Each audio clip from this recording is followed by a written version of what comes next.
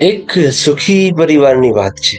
પતિ અને પત્ની બંનેના લગ્ન થયાને લગભગ 12 વર્ષ જેટલો સમય થઈ ગયો હતો.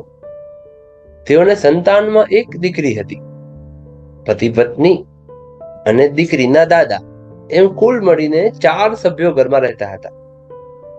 પતિ નોકરી કરી રહ્યો હતો. નોકરીમાંથી તેને શનિ અને રવિ એમ 2 દિવસની રજા પણ મળતી હતી. અને આ રજાઓમાં પરિવાર આખો સાથે રહીને આનંદ કરતો. એક દિવસની આ વાત છે. દીકરાએ તેના પપ્પાને કહ્યું કે પપ્પા, હું મારી પત્ની અને દીકરીને લઈને મોલ જઈ રહ્યો છું. તમે ઘરનું ધ્યાન રાખજો અને સંભાળજો. પિતાએ જવાબમાં કહ્યું, ઠીક છે બેટા, તું જઈ આવ. આમ પણ મારા પગમાં થોડો દુખાવો થઈ રહ્યો છે, તો હું તો મોલમાં આવવા આમ પણ ઈચ્છતો નથી. તમે બધા લોકો જઈ આવો અને આનંદ કરી આવો. 10 વર્ષની દીકરીએ તેના દાદાને કહ્યું કે દાદા, તમારે તો મોલમાં આવવું જ પડશે. હજી તો દાદા કંઈક જવાબ આપે તે પહેલા જ વહુએ જવાબ આપતા કહ્યું કે બેટા, તારા દાદા મોલમાં પગથિયા ન ચડી શકે અને તેઓને એસ્કેલેટર પર ચડવાનું પણ નથી આવડતું. અને હા, મોલમાં કોઈ મંદિર હોતું નથી, એટલે માટે દાદાને મોલમાં જવામાં કોઈ રસ નથી. નહીતર મંદિર હોય તો તરત જ જતા રહે, કારણ કે તેઓને મંદિરે જવામાં જ રસ છે. દાદાએ વહુનો જવાબ સાંભળ્યો અને તે જવાબ સાથે જાણે સહેમત હોય એ રીતે દાદાએ હામાં હા માથું ધૂણાવ્યું.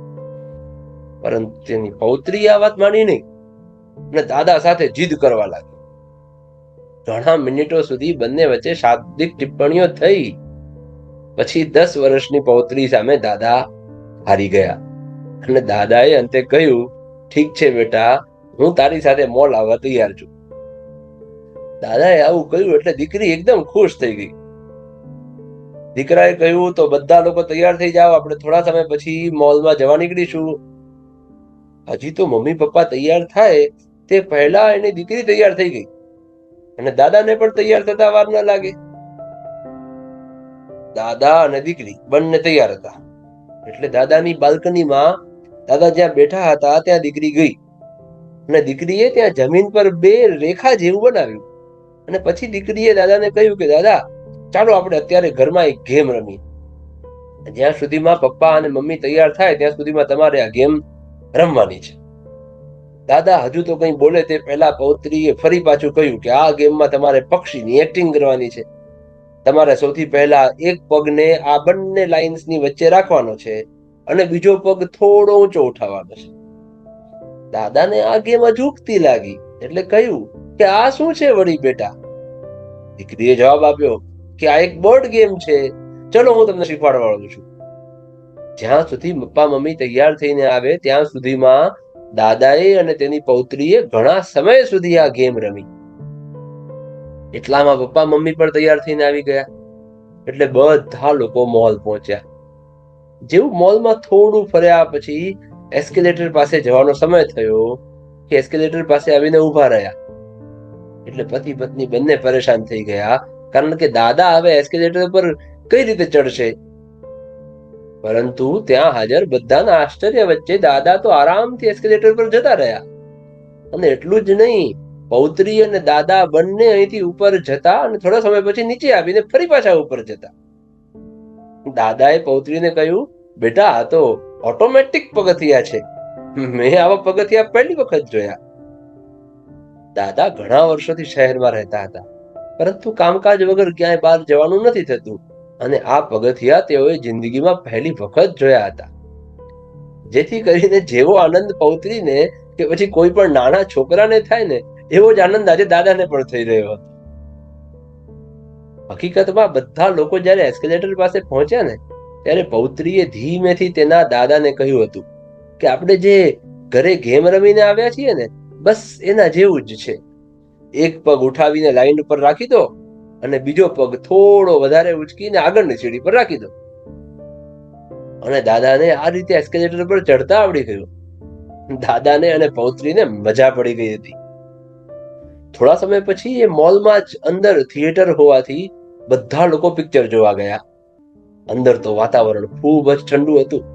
બધા લોકોથી એ સહન થાય, પરંતુ દાદાને થોડી વધારે પડતી ઠંડી લાગી રહી હોય એવું ચહેરા પર સ્પષ્ટ દેખાઈ રહ્યું હતું. પૌત્રીનું ધ્યાન દાદા પર ગયું. એને આ વાત પણ વિચારીને રાખી હોય એ રીતે એની બેગમાંથી ઓઢવા માટે દાદાને આપી. પિક્ચર પૂરું થઈ ગયા પછી બધા લોકો રેસ્ટોરન્ટમાં જમવા માટે ગયા. દીકરાએ તેના પપ્પાને પૂછ્યું કે પપ્પા તમારા માટે શું ઓર્ડર કરું? પરંતુ પૌત્રીએ પપ્પાના હાથમાંથી મેનુ લઈને તરત જ પોતાના દાદાને આપી દીધું અને કહ્યું, દાદા તમને વાંચતા તો આવડે છે ને, તો તમે વાંચીને નક્કી કરી લો કે તમારે શું ખાવાનું મંગાવવું છે. દાદા પૌત્રીનું આવું વર્તન જોઈને હસવા લાગ્યા. પછી અંતે મેનુમાં જઈને ઓર્ડર આપ્યો. જમીને દાદા હાથ ધોવા માટે વોશરૂમમાં ગયા એટલે પાછળથી ત્યાં દીકરી અને તેના માતા પિતા 3 જણા જ બેઠા હતા. મોકાનો લાભ ઉઠાવીને પિતાએ તેની દીકરીને પૂછ્યું કે તને દાદા વિશે આટલી બધી કઈ રીતે ખબર છે જે મને પણ ખબર નથી? પહેલા તો દીકરીએ સ્માઈલ આપી, પછી જવાબ આપ્યો, પપ્પા તમે જ્યારે નાના હતા ને તો એ લોકો તમને ક્યારેય ઘરમાં એકલા છોડીને જતા હતા? તમને ખબર છે કે તમને ઘરમાંથી બહાર લઈ જતા પહેલા તમારા માતા પિતા કેટલી બધી તૈયારી કરતા હતા? તમારી દૂધની બોટલ સાથે ખાવા પીવાનું, ઠંડીમાં કંઈ પણ ઓઢવા માટે સ્વેટર વગેરે એવી કેટલીય ચીજ વસ્તુઓ સાથે લઈને ફરતા હતા. તમે એવું કેમ વિચારો છો કે આપણા દાદાને માત્ર મંદિર જવામાં જ રસ છે? તમારી જેમ અને મારી જેમ તેઓને પણ ઈચ્છાઓ થતી હોય છે. તેઓ પણ મોલમાં જાય, બધા સાથે હોટલમાં જાય અને ખૂબ મજા મસ્તી કરે. પરંતુ ગરડા લોકોને એવું લાગે છે કે તેઓ પોતે આપણી સાથે આવશે ને તો આપણી મસ્તી મજા થોડી ખરાબ થઈ જશે, એટલે તેઓ પોતાની જાતને પાછળ હટાવી લેતા હોય છે. પરંતુ ક્યારેય પોતાના દિલમાં શું રહેલું છે ને તે પોતાની જીભ સુધી આવવા દેતા નથી. 10 વર્ષની દીકરીના મોઢેથી આવો જવાબ સાંભળીને પિતાને એક બાજુ તો ગર્વ થયો કે દીકરીએ મને આજે ખૂબ જ મોટો પાઠ ભણાવ્યો, પરંતુ સાથે સાથે તેને પોતાના ઉપર શરમ પણ આવી કે તે તેના પિતાની સાથે કેવું વર્તન કરી રહ્યો હતો. માતા પિતા ભલે ગમે તેટલા ગરડા થઈ જાય, પરંતુ તેઓ હંમેશા પરિવારની તાકાત જ હોય છે. આપણે જો તેઓને દુખી કરશો અથવા તેઓને આપણાથી અલગ કરી દઈશું તો આપણે જ તાકાત વિનાના થઈ જઈશું. કેવી લાગી તમને આ વાર્તા? શેર કરવા જેવી છે ને? બધા જ તમારા સગા વહાલામાં, બધા જ કુટુંબોમાં આ વાર્તા જરૂરથી શેર કરો અને બધા જ વડીલોની ખૂબ સંભાળ રાખો. તમને વાર્તામાં કંઈ વિશેષ લાગ્યું હોય તો કમેન્ટ સેક્શનમાં જરૂર જણાવો. અને હા, વિડીયોને લાઈક કરી અને ચેનલને સબસ્ક્રાઇબ તો કરશો જ ને. ધન્યવાદ. જય શ્રી કૃષ્ણ.